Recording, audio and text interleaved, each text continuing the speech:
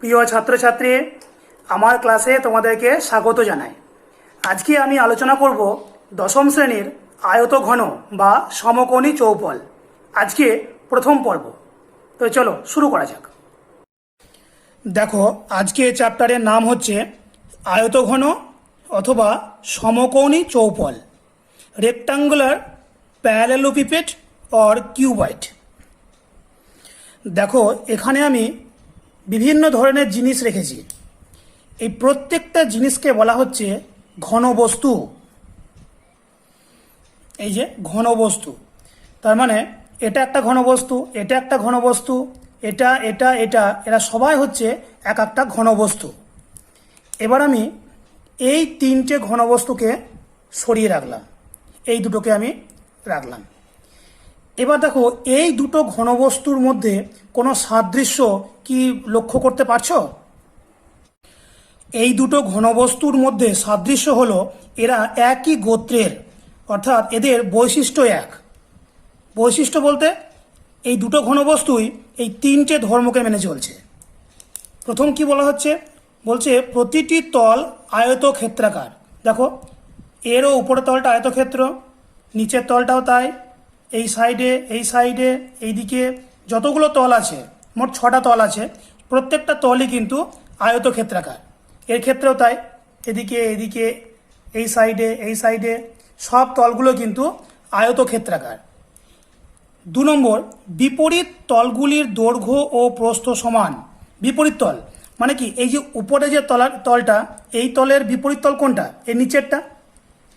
এর যা দৈর্ঘ্য প্রস্থ, এরও তাই দৈর্ঘ্য প্রস্থ। ঠিক তেমনভাবে বলতে পারি আমি, এই যে তলটা, এই তলের বিপরীত তল কোনটা হবে? এই দিকেরটা। এর যা দৈর্ঘ্য প্রস্থ, এই বিপরীত দিকের দৈর্ঘ্য প্রস্থ একই। তাই বলা হচ্ছে বিপরীত তলগুলির দৈর্ঘ্য ও প্রস্থ সমান। এর ক্ষেত্রেও ঠিক তাই। 3 নম্বর, সন্নিহিত তলগুলি পরস্পরের উপর লম্ব। সন্নিহিত তল বলতে কি বোঝায়? সন্নিহিত তল মানে হচ্ছে দুটো পাশাপাশি তল। আমি যদি এই তলটার কথা চিন্তা করি, তাহলে এর পাশে কে আছে? এ আছে। আবার এর পাশে এইটাও আছে, আবার এর পাশে এই দিকটা আছে। তুমি চিন্তা করে দেখো, প্রত্যেক তল দুটি পরস্পরের উপর লম্ব। এই তলটা আর এই উপরের তলটা, এরা কিন্তু পরস্পরের উপর লম্ব, একদম সোজা হবে। একদম এই তলটার সঙ্গে এটা কিন্তু একদম লম্বভাবে এই তলটা নেমে গেছে। তাহলে এই তলটা লম্ব, এই তলটা তার পাশের তলের সঙ্গে লম্ব, এই তলটা তার এই পাশের তলের সঙ্গে লম্ব। অর্থাৎ যে কোনো দুটো সন্নিহিত তল তুমি নাও না কেন, তারা পরস্পরের উপরে লম্ব। এই তিনটে বৈশিষ্ট্য এই দুটো ঘনবস্তু কিন্তু মেনে চলছে। যে সমস্ত ঘনবস্তু এই তিনটে বৈশিষ্ট্যকে মেনে চলবে তাদেরকে বলা হয় আয়তঘন বা সমকোণী চৌপল। তাহলে আমি বলতেই পারি, এটা হলো একটা আয়তঘন, এটা হলো একটি আয়তঘন। এটা সরিয়ে দিচ্ছি, বড় আকারে যদি একটা নিই, দেখো এটা হচ্ছে একটা আয়তঘন। পেন্সিল বক্সটা হচ্ছে একটা আয়তঘন। আমাদের যে কোনো একটা বই নাও, সেই বইটাও কিন্তু একটা আয়তঘনের উদাহরণ। তোমাদের অঙ্ক বইটা আয়তঘনের উদাহরণ। তাহলে তোমরা বুঝতে পারছো যে কোন ঘনবস্তুগুলোকে আমরা আয়তঘন বা সমকোণী চৌপল বলবো? যারা এই তিনটে বৈশিষ্ট্যকে মেনে চলবে, তারাই আয়তঘন। আচ্ছা, আয়তঘনের ছবি আমরা কি করে আঁকবো? দেখো, এগুলো সবই হচ্ছে ত্রিমাত্রিক, 3 ডাইমেনশনাল। একটু পরে আমরা সেটা বলবো।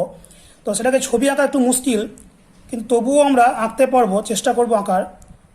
আমরা আয়তঘন আঁকার সব থেকে সহজ উপায় হচ্ছে এরকম একটা আয়তক্ষেত্র আঁকবো, তার পাশে আর একটা আয়তক্ষেত্র আঁকবো। দুটো একই যেন দেখতে হয়, একই সাইজের হয়। দুটো আঁকলাম। এবার কি করি, এই কোণাগুলো যোগ করে দেবো। এই কোণা, এই কোণা, এই কোণা আর এই কোণাগুলো যোগ করে দেবো। বাস, একটা আয়তঘন তৈরি হয়ে গেল। কীরকম দেখতে লাগছে? একটা বাক্সের মতো। ঠিক একটা বাক্সের মতো। সেই বাক্সটাও তো হচ্ছে একটা আয়তঘন, এটা সমকোণী চৌপল। এই জুতো রাখার বাক্স বা একটা আস্ত ইট, এগুলো সবই হচ্ছে আয়তঘন বা সমকোণী চৌপলের উদাহরণ। আমরা এই আয়তঘনটা একটা নাম দিচ্ছি, A B C D E F G H নাম দিলাম। দেখো এই যে আয়তঘনটা আমি এঁকেছি, এই আয়তঘনটা দাঁড়িয়ে আছে এ বি সি ডি এটার উপরে। এই যে নিচে যেটা রয়েছে এটা নিচে নিচে রয়েছে, এইটাকে আমি বলবো ভূমি।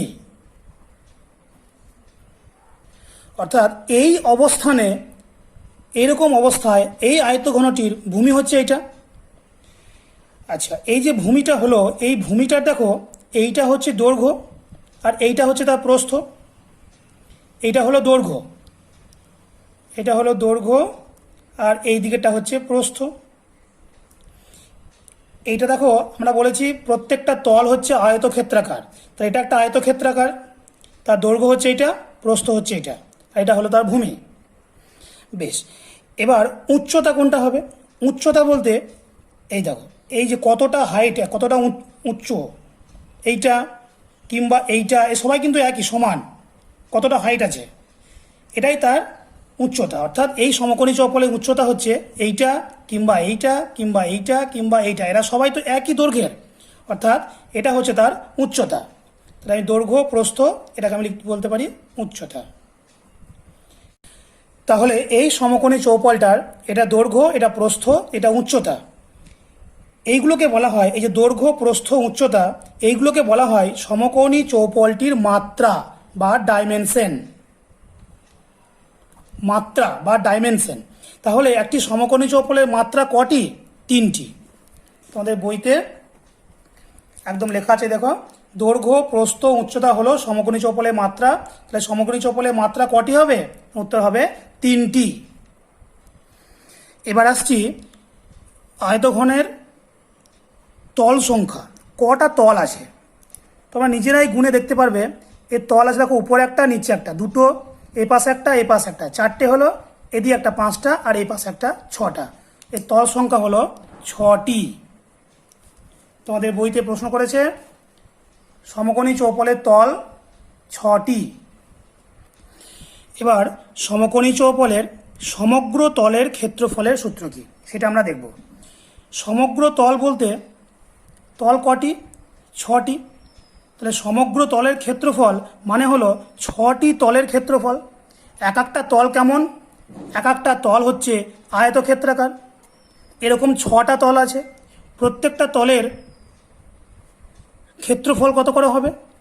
আয়তক্ষেত্রের ক্ষেত্রফলে কি সূত্র? আমরা জানি দৈর্ঘ্য ইন্টু প্রস্থ, এটা হলো সূত্র। এখন দেখো এই ছবিটা, এখানে 6টাই তল আছে। আমি যদি একদম বেস থেকে শুরু করি, মানে ভূমি থেকে শুরু করি, তাহলে ভূমিটার ক্ষেত্রে ক্ষেত্রফল কোনটা? দৈর্ঘ্য ইন্টু প্রস্থ। এই দিকে যে তলটা, এই তলটা যেটা দাঁড়িয়ে আছে, এই তলটার ক্ষেত্রফল যখন বের করব তখন দৈর্ঘ্য ইন্টু প্রস্থ হবে।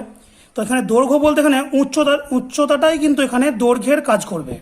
তাহলে এই উচ্চতা আর এই প্রস্থ, তাহলে উচ্চতা ইন্টু প্রস্থ, এরকম করে করে যদি কম্বিনেশন তৈরি করি, এই দিকেরটার এই দিকেরটার এই দিকে যেটা আছে, এরকম করে মোট 6টি তলের যদি আমি মোট ক্ষেত্রফল বের করতে চাই, তাহলে এই ফর্মুলাটা আসবে 2 ইন্টু দৈর্ঘ্য ইন্টু প্রস্থ প্লাস প্রস্থ ইন্টু উচ্চতা প্লাস উচ্চতা ইন্টু দৈর্ঘ্য। সূত্রটা একটু বড় মনে হচ্ছে, কিন্তু এটাকে মনে রাখার একটা নিয়ম আছে।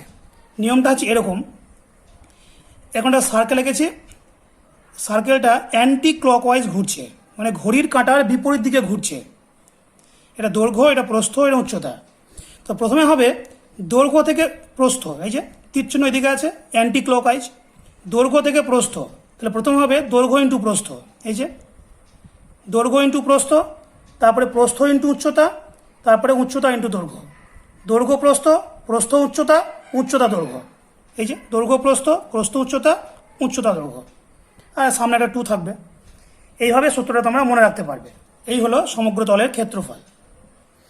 এবার হচ্ছে ধার বা প্রান্তিকী কাকে বলে? ধার মানে হচ্ছে এই যে দুটো তল যেখানে মিশেছে, এই উপরের তলটা আর এই যে এই তলটা কোথায় মিশেছে? এই লাইন বরাবর মিশেছে, এটাকে বলা হয় ধার। এরকম কটি ধার আছে? আমি দেখতে পাচ্ছি একটা, দুটো, তিনটে, চারটে, উপরে চারটে, ঠিক তেমনভাবে নিচে চারটে, মোট 8টা হলো। এই একটা, এটা একটা, এটা একটা, তাহলে 8টা, 9টা, 10টা, আর এদিকে আছে 11টা, 12টা। মোট ধার বা প্রান্তিকের সংখ্যা হচ্ছে 12টি। এবার হচ্ছে শীর্ষবিন্দু। শীর্ষবিন্দু কোনগুলো? এই যে এই কোনাগুলোই শীর্ষবিন্দু। এ একটা শীর্ষবিন্দু, বি একটা শীর্ষবিন্দু, সি একটা, ডি একটা, ই, এফ, জি, এইচ, প্রত্যেকটা এক একটা শীর্ষবিন্দু। তাহলে শীর্ষবিন্দু কটা হচ্ছে? শীর্ষবিন্দু হলো 8টি। তোমাদের বইতে প্রশ্ন করেছে শীর্ষবিন্দু এখানে হবে 8টি। দেখো এই যে আমি আয়তঘনটা নিয়েছি, এই আয়তঘনটি দেখো দৈর্ঘ্য, আমি এটাকে মনে করছি দৈর্ঘ্য, এটা হলো প্রস্থ, আর উচ্চতা কোনটুকু? এইটুকু উচ্চতা। কতটা তার থিকনেস, এটাই তার উচ্চতা। এখানে দেখো দৈর্ঘ্যটা বড়, প্রস্থটা তার থেকে একটু ছোট, আর উচ্চতাটা আরও ছোট, অর্থাৎ দৈর্ঘ্য, প্রস্থ, উচ্চতা আলাদা আলাদা। এখন দৈর্ঘ্য, প্রস্থ এবং উচ্চতা এই তিনটেই যদি সমান হয়ে যায় তাহলে ঘনবস্তুটি দেখতে কেমন হবে? তার ছবি আঁকলে এরকম টাইপের হবে। এটা একটা বর্গক্ষেত্র। দৈর্ঘ্য, প্রস্থ, উচ্চতা যদি সমান হয় তাহলে তার চিত্রটা অনেকটা এইরকম হবে। দুটো বর্গক্ষেত্র আঁকলাম, এবার কোণাগুলো যোগ করে দিলাম। এটা একটা বিশেষ ধরনের আয়তঘন। এটা এঁকেছিলাম আর এটা আঁকলাম। এটাও একটা আয়তঘন। এর দৈর্ঘ্য, প্রস্থ এবং উচ্চতা তিনটেই সমান। দৈর্ঘ্য সমান প্রস্থ সমান উচ্চতা, তিনটেই এর সমান। এই বিশেষ ধরনের আয়তঘনকে বলা হয় ঘনক বা কিউব। একটা ঘনকের উদাহরণ কি হতে পারে বলো তো? সব থেকে সুন্দর উদাহরণ হচ্ছে লুডোর ছক্কা। দেখবে লুডোর ছক্কাতে দৈর্ঘ্য, প্রস্থ, উচ্চতা তিনটেই সমান। বেশ, এবার তাহলে এই ঘনকের সমগ্র তলের ক্ষেত্রফল, তার সূত্র কি হবে? দেখো এই ফর্মুলা থেকেই চলে আসবে। দৈর্ঘ্য, প্রস্থ, উচ্চতা যেহেতু এর ক্ষেত্রে সমান, আমি ধরে নিচ্ছি এটা সমান হলো এ, একক, প্রত্যেকটাই এ করে। তাহলে দেখো এইখানে যদি মানটা আমি বসিয়ে দিই, ঘনকের সমগ্র তলের ক্ষেত্রফল সমান 2 ইন্টু দৈর্ঘ্য ইন্টু প্রস্থ, প্রস্থ ইন্টু উচ্চতা, প্রত্যেকটাই তো এ করে। তাহলে এখানে এ গুণ এ প্লাস এ গুণ এ প্লাস এ গুণ এ, তার মানে এটা হবে এ স্কোয়ার প্লাস এ স্কোয়ার প্লাস এ স্কোয়ার সমান 2 ইন্টু 3 এ স্কোয়ার, তার মানে হলো 6 এ স্কোয়ার বর্গ একক। এটা বলতে হবে, যেহেতু ক্ষেত্রফল বের করছি তাহলে এককটা হচ্ছে বর্গ একক। তাহলে ঘনকের সমগ্র তলের ক্ষেত্রফলের সূত্র হয়ে গেল 6 এ স্কোয়ার বর্গ একক, যেখানে এটা হলো একটি বাহুর দৈর্ঘ্য। এবারে আমি আসছি ঘরের 4 দেওয়ালের ক্ষেত্রফল। মানে ধরো তোমার ঘরের 4 দেওয়ালের রং করতে হবে, তাহলে মেঝে এবং ছাদ বাদ যাবে। তা 4 দেওয়ালের ক্ষেত্রফল বের করলে তবেই তুমি কতটা রং লাগবে তুমি বুঝতে পারবে। এখানে একটা জিনিস লক্ষ্য করে দেখো, ধরো আমি 4 দেওয়াল বলতে এই 4টে দেওয়াল আমি এখানে বুঝছি। দেখবে এই দেওয়ালের সঙ্গে তার বিপরীত দেওয়াল একই ক্ষেত্রফল যুক্ত। তাহলে এর যদি ক্ষেত্রফল বের করতে পারি তাকে 2 দিয়ে গুণ করলেই মোট পেয়ে যাব। আবার এর সঙ্গে এ সমান, তাহলে এ বের করতে পারলেই তাকে 2 দিয়ে গুণ করলে এটাও পেয়ে যাব, টোটালটা পেয়ে যাব। এইভাবে হিসাব করে দেখা যাবে একদিকে, ধরো আমি এইটার সঙ্গে এটা বের করছি, এইটা হয়তো হবে দৈর্ঘ্য ইন্টু উচ্চতা, শর্টে লিখছি। এক দিকটা হলো, 2 দিকটা পেতে গেলে তাকে 2 দিয়ে গুণ করতে হবে প্লাস, এবার এই দিকটা চাই, এই দিকটা বেরোবে প্রস্থ ইন্টু উচ্চতা, 2 দিক পেতে গেলে 2 গুণ করতে হবে। এই হচ্ছে ফর্মুলা। সমান এখান থেকে দেখো 2 ইন্টু উচ্চতা কমন যাবে, তা থাকছে আমার দৈর্ঘ্য প্লাস প্রস্থ। এটাকে সাজিয়ে লিখলে হবে 2 ইন্টু দৈর্ঘ্য প্লাস প্রস্থ ইন্টু উচ্চতা। এবার দেখো 2 ইন্টু দৈর্ঘ্য প্লাস প্রস্থ, এইটুকু হচ্ছে ভূমির পরিসীমা। কারণ ভূমিটা কি, ভূমিটা হচ্ছে আয়তক্ষেত্র টাইপের। তাহলে আয়তক্ষেত্রের পরিসীমার সূত্র কি, 2 ইন্টু দৈর্ঘ্য প্লাস প্রস্থ। তাহলে এইটার জায়গায় আমি পরিসীমা লিখতে পারি, তাহলে ভূমির পরিসীমা ইন্টু উচ্চতা। তাহলে 4 দেওয়ালের ক্ষেত্রফল এটাও হতে পারে, এটাও হতে পারে। যখন যেটা প্রয়োজন তখন সেটা আমরা কাজে লাগাবো। এবার হচ্ছে আয়তঘনের কর্ণের দৈর্ঘ্য। কর্ণ বলতে কি বোঝায়? আমরা জানি একটা চতুর্ভুজের, যা খুশি আঁকলাম চতুর্ভুজ, এর কর্ণ কোনটা হয়?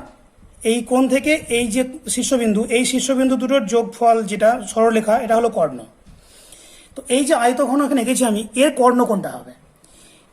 এর কনসেপ্ট হচ্ছে, কর্ণের কনসেপ্ট হচ্ছে, তুমি যে ঘরে বসে আছো বা আমি যে ঘরে বসে ভিডিও করছি, এই ঘরটিও হচ্ছে একটি আয়তঘনের উদাহরণ। তুমি মনে করো যে তোমার ঘরটিতে সব থেকে লম্বা একটা দণ্ড, একটা লাঠি তুমি রাখতে চাও, তাহলে লাঠিটিকে কোন বরাবর রাখতে হবে, মানে কিভাবে রাখতে হবে, সেইটা যদি তুমি বুঝতে পারো তাহলে সেটাই হচ্ছে তার কর্ণ। তুমি দেখবে কেউ হয়তো রাখলো, একটা লাঠিকে রাখলো, এই ধরো এই যে ভূমি, সে ভূমির যে কর্ণ বরাবর এইভাবে নিচে শুয়ে রাখলো, এই লাঠিটাকে নিচে শুয়ে রাখলো। কেউ হয়তো বুদ্ধি করে একটু উপরে তুললো, আমি যদি লাঠিটাকে একটু উপরে তুলি তাহলে লাঠিটা এই পর্যন্ত আসবে, এখানে একটু ফাঁক থেকে যাবে। আবার যদি একটু তুলি এই পর্যন্ত আসবে, আরও বেশি ফাঁক থাকবে। এরকম করতে করতে দেখবে আমরা যদি লাঠিটাকে একদম এই যে কোনাকুনি, এই যে কোনাকুনি পর্যন্ত এইভাবে যদি আমি রাখতে চাই, তাহলে সব থেকে বেশি লম্বা লাঠি রাখা যাবে এই কোণা থেকে বিপরীত উপরের কোণা পর্যন্ত।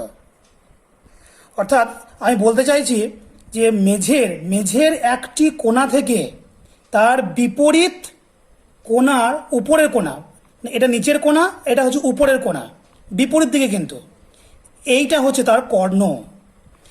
যদি আমি এইখানে চিন্তা করতাম তাহলে এইখান থেকে তার বিপরীত কোণা হচ্ছে এইটা এবং উপরের কোণা, তাহলে এটা নিচে এবং এটা উপরে, এইটা হলো তার কর্ণ। কেউ যদি মনে করে এই উপরের থেকে শুরু করব, ঠিক আছে, তাহলে উপর থেকে এর বিপরীত কোণা কোনটা হবে? এইটা হবে নিচে, উপর থেকে নিচে। এই যে কোনাকুনি, এই কোনাকুনিভাবে যদি আমি রাখতে চাই তাহলে সব থেকে বেশি দৈর্ঘ্যের লাঠিটাকে রাখা যাবে। এটি হচ্ছে আয়তঘনের কর্ণের কনসেপ্ট এবং সেটি হচ্ছে তার কর্ণের দৈর্ঘ্য। এই দেখো বইতে তো আমাদের পরিষ্কার করে এঁকে দেওয়া আছে, এই কোণা থেকে তার বিপরীত উপরের কোণা পর্যন্ত যে লাইনটা ডট ডট করে দেখানো হয়েছে, এটা হচ্ছে তার কর্ণ। সেটা কীভাবে বের করেছে? এটা সমকোণী ত্রিভুজ থেকে বের করা হয়েছে, পিথাগোরাস উপপাদ্য কাজে লাগানো হয়েছে, দিয়ে যে সূত্রটা যেটা এসেছে সেটা হচ্ছে এইটা, √ দৈর্ঘ্য স্কোয়ার প্লাস প্রস্থ স্কোয়ার প্লাস উচ্চতা স্কোয়ার। এটি হলো আয়তঘনের কর্ণের দৈর্ঘ্য। আমরা এখান থেকেই ঘনকের কর্ণের দৈর্ঘ্য বের করে নেব। ঘনক আমরা আগেই বলেছি দৈর্ঘ্য প্রস্থ উচ্চতা সমান, তাকে আমরা এ ধরে নিয়েছিলাম। তাহলে এখানে আর বসিয়ে দাও, এ স্কোয়ার প্লাস এ স্কোয়ার প্লাস এ স্কোয়ার, তার মানে হলো 3a স্কোয়ার, তার রুট, তার মানে হচ্ছে √3 ইন্টু এ। এই হলো ঘনকের কর্ণের দৈর্ঘ্যের সূত্র, একক। এবার শেষ বিষয়বস্তু আয়তন। একটা আয়তঘনের আয়তন বলতে কি বোঝায়? একটা আয়তঘনের আয়তন বলতে আমি বুঝবো সেই আয়তঘনের মধ্যে কতটা জায়গা আছে। আরও সহজ করে বললে সেই আয়তঘনের মধ্যে কি পরিমাণ বাতাস আছে, বা ওই আয়তঘনের মধ্যে যদি আমি চা রাখি, দার্জিলিং থেকে চা আসে, সেই রকম চা যদি ওর মধ্যে ঠেসে ঠেসে রাখা হয় তাহলে কত চা ওর মধ্যে ধরেছে, কত পরিমাণ চা ধরেছে, সেই চায়ের পরিমাণটা হচ্ছে তার আয়তনের সঙ্গে সমান। বা একটা এরকম আয়তঘন টাইপের ঘনবস্তুর মধ্যে বালি ভরা হয়েছে, তাহলে সেই বালির যে পরিমাণ সেটা হচ্ছে আয়তঘনের আয়তনের সঙ্গে সমান। তো সেই আয়তঘনের আয়তনের সূত্র হচ্ছে দৈর্ঘ্য ইন্টু প্রস্থ ইন্টু উচ্চতা। এখান থেকে আমরা ঘনকের আয়তন বের করব। ঘনকের ক্ষেত্রে কি বলছি বারবার, দৈর্ঘ্য প্রস্থ উচ্চতা তিনটেই সমান। তিনটাকে যদি আমি এ ধরে নিই তাহলে এ গুণ এ সমান a³ এটা হবে ঘন একক। ঘন কেন? কারণ আয়তনের একক হয় ঘন, তাই এটা হচ্ছে ঘন একক। তাহলে ঘনকের আয়তন হয়ে গেল a কিউব ঘন একক। তাহলে এতক্ষণ ধরে আমরা যে সূত্রগুলো নিয়ে আলোচনা করলাম সেই সূত্রগুলো দেখো এক নজরে এক জায়গায় আমি লিপিবদ্ধ করেছি। সমকোণী চৌপলের সমগ্রতলের ক্ষেত্রফল, ঘনকের সমগ্রতলের ক্ষেত্রফল, চার দেওয়ালের ক্ষেত্রফল, আয়তঘনের কর্ণের দৈর্ঘ্য, ঘনকের কর্ণের দৈর্ঘ্য, আয়তঘনের আয়তন, ঘনকের আয়তন, এই মোট 7টা সূত্র এই চ্যাপ্টারের মধ্যে আছে। আমরা আজকে এই ফর্মুলাগুলো দেখলাম, পরের দিন অঙ্ক শুরু করব। ধন্যবাদ।